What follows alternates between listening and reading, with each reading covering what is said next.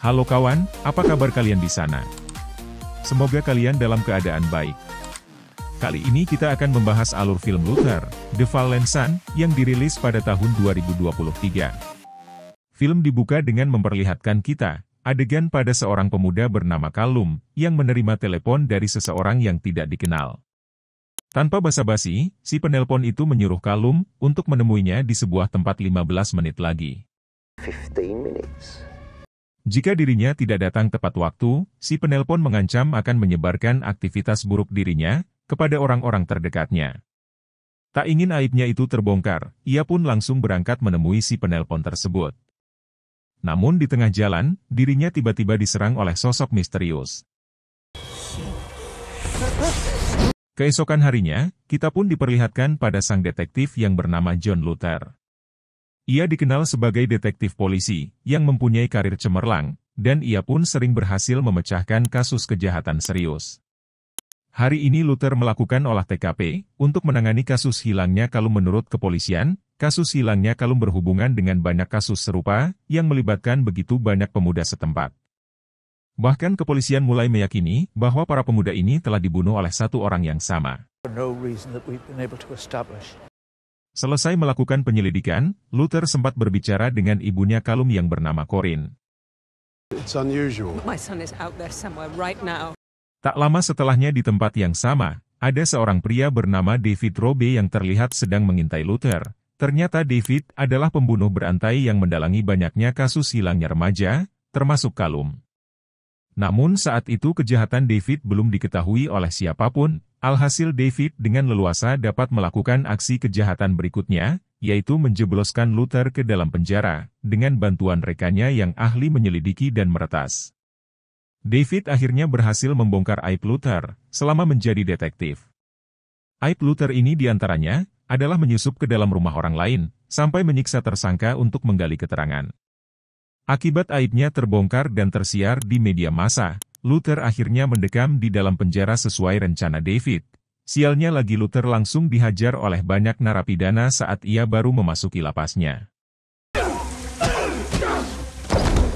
Beberapa waktu kemudian, Corinne tiba-tiba meminta dijemput di alamat yang telah diberikan. Sesampainya di tujuan, Corinne menemukan sebuah rumah besar dan langsung masuk untuk mencari Callum. Namun Corinne malah menemukan begitu mayat yang digantung, termasuk anaknya sendiri Corinne. Akhirnya ia berhasil menyelamatkan diri, saat rumah itu dibakar oleh orang misterius. Di lain tempat Luther tiba-tiba menerima pesan misterius dari siaran radio. Pesan itu ternyata adalah rekaman suara yang menggambarkan detik-detik sebelum Callum dibunuh oleh David. Sejak menerima pesan ini, Luther menjadi semakin termotivasi untuk mencari tahu siapa pelaku sebenarnya. Tak lama kemudian, Corinne datang menemui Luther di dalam penjara. Dengan perasaan marah dan kecewa, Corinne menyalahkan Luther atas kematian putranya. Corinne akhirnya menyebut Luther sebagai pembohong, karena ia telah mengingkari janjinya untuk menyelamatkan putranya. Ternyata tadi Corinne mencaci maki Luther, karena ia dipengaruhi oleh David, yang ternyata menjadi pengantar Corinne menuju ke lapas. Namun saat itu Corinne masih belum mengetahui, kalau David adalah pembunuh yang sebenarnya. Lantas Luther mulai berpikir keras, untuk mengusut kasus kematian Callum. Luther akhirnya menghubungi detektif Odette yang kini mengambil alih kasus Callum, dan para pemuda hilang lainnya yang telah menjadi korban pembunuhan. Selain, memberitahu frekuensi radio yang menyiarkan rekaman suara sang pelaku. Luther juga memberikan masukan agar Odette bisa menangkap pelaku secepatnya, namun Odette menolak masukan itu, karena sekarang Luther bukanlah seorang detektif. Tak kekurangan akal, akhirnya ia merancang skenario dengan bantuan asisten andalannya yang bernama Dennis, dan juga seorang oknum penjaga lapas. Skenarionya adalah, dengan membuat banyak narapidana menyerang Luther untuk menciptakan kerusuhan, sehingga kepolisian akan terpaksa memindahkan Luther ke lapas lain. Meskipun membahayakan nyawa Luther, skenario itu ternyata berjalan sangat mulus. Lalu di tengah perjalanan ke lapas lain, Luther dijemput oleh Dennis dengan skenario, seolah-olah Luther diculik oleh komplotan penjahat. Setelah berhasil kabur dari lapas, Luther langsung gerak cepat untuk mencari si pelaku. Pencarian ini dimulai dengan melacak lokasi siaran radio yang telah menyiarkan pesan dari pelaku. Begitu sampai di lokasi, Luther langsung menginterogasi pemilik siaran yang bernama Derek.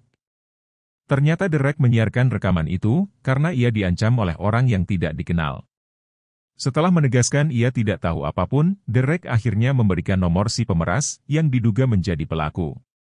Di waktu yang sama, Odette mengetahui Luther telah kabur dari lapas. Sehingga ia pun kini menjadikan Luther sebagai buronan. Di tengah proses pelacakan Luther, Odette berdiskusi dengan teman baik Luther, yang juga merupakan konsultan kepolisian yang bernama Martin. Lewat diskusi ini, Odette meminta bantuan Martin untuk menasehati Luther, agar ia mau menyerahkan diri kepada polisi. Setelah mengantongi nomor terduga pelaku, Luther menghubungi Martin untuk meminta bantuan pelacakan. Meski Luther komunikasinya dengan Martin telah dipantau oleh Odette, Luther tidak peduli sama sekali. Karena yang terpenting dia bisa menangkap pelaku secepatnya. Selesai menghubungi Luther, Martin berusaha meyakinkan Odette agar ia mau membiarkan Luther bertindak sesuai rencananya. Setelah itu Odette pun menyadari bahwa ini mungkin bisa menjadi kesempatan untuk menangkap Luther sekaligus si pelaku. Lantas Odette pun akhirnya setuju dan mengerahkan tim polisi untuk membuntuti Luther. Tak lama kemudian, lokasi nomor pelaku berhasil dilacak sehingga Luther dan tim Odette langsung bergerak ke lokasi tersebut. Setibanya di lokasi, Luther berhasil menemukan pelaku dengan cara menelpon, agar ponsel pelaku itu bisa berdering, dan ternyata pelaku itu adalah David. Setelahnya, saat Luther berusaha mengamankan David, tiba-tiba ada beberapa orang yang jatuh dari gedung, seakan mereka sengaja bunuh diri. Ternyata, orang-orang ini sebelumnya sudah diperas oleh David, agar mereka mau bunuh diri di waktu yang telah ditentukan. Akibat aksi bunuh diri, ini banyak warga sipil lari ketakutan, hingga lalu lintas menjadi kacau. Situasi ini, akhirnya dimanfaatkan oleh David, untuk melarikan diri dari Luther dan para polisi. Meski Luther sempat kembali menangkap David, namun ujung-ujungnya David bisa kabur lagi dengan menyerang polisi, untuk mengalihkan perhatian Luther. Di tengah statusnya yang masih menjadi buronan, Luther mengunjungi rumah Corinne untuk meminta maaf, karena gagal menyelamatkan Callum. Luther menanyakan sesuatu yang menarik kepada Corinne. Pertanyaan itu adalah apakah Corinne mempunyai teman yang baru. Dan jawaban Corinne dia baru ingat, ia mempunyai teman baru bernama Tommy yang kemarin sempat mengantarnya ke lapasnya Luther. Dengan insting dan logikanya yang tajam, Luther meyakini bahwa Tommy adalah nama samaran David. Sepulangnya dari rumah Corinne, Luther langsung menyampaikan teorinya itu kepada kepolisian. Jadi menurut teori Luther, David selalu mendekati keluarga korban dengan nama samaran yang berbeda-beda. Luther juga menjelaskan pola pikir David dalam melancarkan aksinya. Menurut teori Luther, David memeras korban agar bisa mengendalikan mereka sesuai keinginannya. Luther pun memahami para korban mau dikendalikan hingga rela mati, karena mereka lebih takut aibnya yang memalukan akan dibongkar. Sementara itu David menghubungi rekannya David yang bernama Arkady, ternyata merupakan hacker yang selama ini diandalkan oleh David, untuk mencari aib para korban. Saat ini David dan Arkady sedang mempersiapkan peluncuran situs, yang akan menyiarkan eksekusi korban secara langsung. Para korban ini, ternyata adalah orang-orang yang hilang yang sebelumnya. Selanjutnya, David juga menghubungi mata-matanya di kepolisian yang bernama Arsi. Takut aibnya akan dibongkar, Arsi akhirnya menuruti setiap perintah David, untuk terus melaporkan perkembangan pencarian Luther. Beberapa waktu kemudian, David berhasil menculik putri Odette yang bernama Anya, dan memanfaatkannya untuk memeras Odette. Di waktu yang sama, Odette akhirnya berhasil membongkar identitas asli David, yang ternyata merupakan pegawai bursa saham. David juga mempunyai seorang istri bernama George, yang wajahnya mengalami luka serius, akibat pernah dibakar oleh David. Saat Odette masih menyelidiki identitas David, tiba-tiba David menelponnya dan mengancam akan membunuhnya. Jika ia tidak menuruti perintahnya, ia akan dikirimi gambar Anya yang sedang disekap. Odette langsung ketakutan, dan akhirnya menuruti perintah David, untuk menyingkirkan Luther. Singkat cerita Odette berhasil meyakinkan Luther, agar ia mau bertemu dan menyerahkan diri.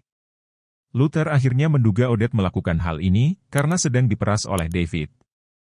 Di saat itulah, Odette berani membuka identitas asli David, dan menceritakan kondisi anaknya ke Luther. Dan dirinya akhirnya mau bekerja sama secara rahasia, karena mereka sama-sama ingin menangkap David dan menyelamatkan Anya. Setelah itu, Luther dan Odette mengunjungi George istri David di rumah sakit untuk mencari informasi. Ternyata George dibakar karena ia meminta cerai dan berusaha mencegah kejahatan David. Karena menginginkan David cepat ditangkap oleh polisi, George pun akhirnya mengungkap lokasi bunker merah yang akan dijadikan David sebagai lokasi siaran langsung untuk eksekusi nanti. Sebelum Luther berangkat ke lokasi David, Luther sempat menghubungi Martin secara rahasia. Ia pun akhirnya memberitahu lokasi bunker merah agar Martin bisa menerjunkan polisi dan petugas medis. Di tengah perjalanan menuju bunker merah di Norwegia, Luther sempat menceritakan masa lalunya kepada Odette. Ternyata dahulu Luther sempat mempunyai istri selama menjadi detektif, namun karena kesibukannya Luther tidak mempunyai waktu untuk memiliki momongan. Sehingga ia pun memutuskan untuk berpisah dengan sang istri. Luther juga menjelaskan, selama ini dia sering melanggar aturan, karena ia tidak memiliki solusi lain untuk memecahkan kasus tersebut. I couldn't see any other way. To do what? Sementara itu, David mengetahui Luther dan Odette sedang dalam perjalanan ke sana. Berkat informasi dari RC, David akhirnya langsung menyusun rencana untuk menyambut kedatangan dua musuh besarnya. Passenger ferry on route to... Setibanya di sana, Luther dan Odette sempat merasa heran, karena tempat itu seperti rumah besar. Setelah berhasil ditangkap oleh Arkady dan ditahan di ruangan bawah tanah, Luther dan Odette akhirnya menyadari kalau tempat ini memang merupakan bunker yang asli. Bahkan di berbagai sudut tempat ini telah dipasang begitu banyak kamera untuk keperluan siaran langsung. Tak lama setelahnya, David muncul dan memulai siaran langsung untuk eksekusi. Tak tanggung-tanggung, David langsung menjadikan Luther sebagai korban pertama untuk dieksekusi. Sebelum memulai aksinya, David menjelaskan tujuannya menciptakan siaran ini di hadapan para penonton. David berkata siaran ini dibuat untuk mengekspresikan hasrat membunuhnya. Setelah itu David akhirnya mendatangkan Odette di dekat Luther. Di saat yang bersamaan, melihat nyawa anaknya yang sudah terancam, Odette akhirnya terpaksa menuruti perintah David untuk menusuk perut Luther.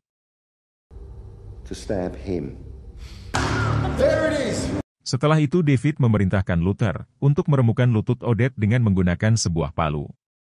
Namun Luther menolak hal itu dan berbicara kepada para penonton bahwa alamat IP mereka telah dilacak oleh polisi.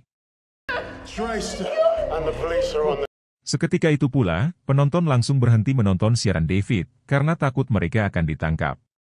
Selanjutnya Luther memastikan bahwa George yang memberitahu lokasi bunker merah kini sudah dilindungi oleh pihak polisi suruhan Martin. Lalu Luther akhirnya membuka aib David yang ternyata menderita gangguan kecemasan. Luther bisa mengetahui aib David karena ia baru mengingat bahwa dahulu ia pernah melihat David sedang mengalami cemas berlebihan. Begitu aibnya dibongkar, David memerintahkan RC untuk menghabisi Luther.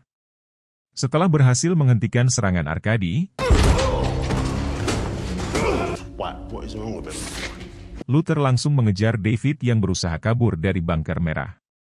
Dengan cerdiknya, David menggunakan program di ponselnya untuk mengunci bunker merah agar Odette dan para korban lain tidak bisa keluar.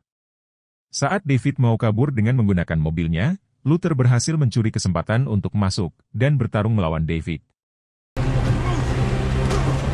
Di saat Luther dan David berkelahi, mobil itu menjadi hilang kendali hingga tercebur ke dalam danau es.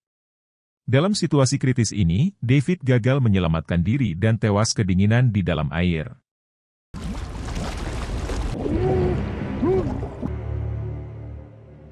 Sementara Luther berhasil menyelamatkan diri dan membuka kunci bunker merah dengan ponsel David.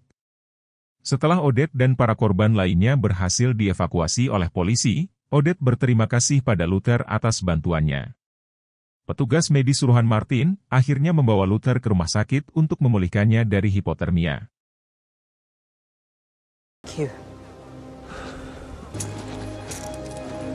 Beberapa waktu kemudian, Luther pun terbangun di rumah aman, setelah menjalani perawatan selama beberapa hari.